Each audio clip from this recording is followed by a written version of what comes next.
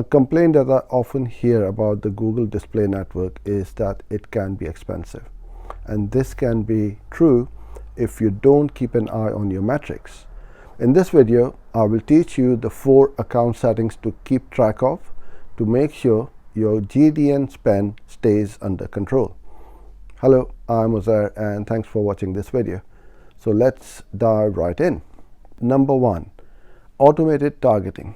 When Google launched the new interface, they started automatically enrolling GDN campaigns in automated targeting.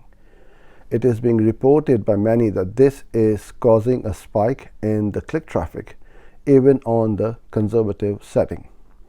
It is designed to help with remarketing and targeting the audience that have shown an interest in your brand.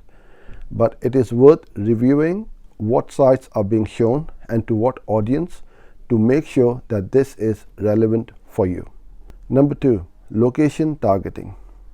The default setting for location targeting in the GDN includes both physical locations and locations of interest, but it is possible to limit targeting to just one of these options. By reviewing the data, you can determine where the majority of leads or sales come from and limit location targeting to just that area. For example, let's say you run an attraction in Birmingham and you want to target holidaymakers. You could choose to target the ads to people who live and work in Birmingham and those who have shown an interest in traveling there. If you review your ads data, shows that the majority of people buy tickets once they arrive in the city and not in advance, then it would be sensible to limit your targeting to just people in my location. Whilst you may want to keep this setting broad for other search network campaigns, within the GDN, it is advisable to stay specific, or you may find yourself getting a huge amount of clicks but less conversions. Device targeting. If you have had great results from mobile apps and devices, then it is understandable that you would include these in your GDN campaign. But it is worth keeping an eye on your conversion rate from these sources, as some businesses find that they get a lower performance there.